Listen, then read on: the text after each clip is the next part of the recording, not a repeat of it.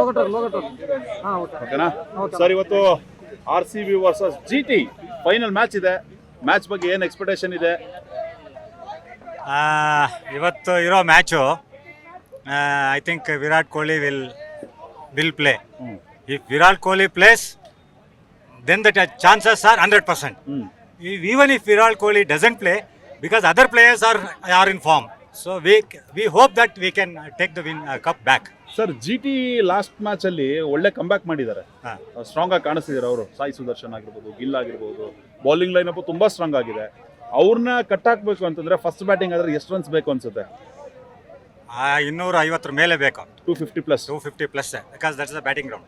Okay, chasing ಆಯ್ತು ಅಂತಂದ್ರೆ sir ಎಷ್ಟು ಕಂಟ್ರೋಲ್ ಮಾಡ್ಬೇಕು ಅವ್ರನ್ನ? ಅವ್ರನ್ನ you have to restrict them for at least 220-200 ಒಳಗಡೆ ರಿಸ್ಟ್ರಿಕ್ಟ್ ಮಾಡಿದ್ರೆ ಪಾಸಿಬಲ್. Okay sir.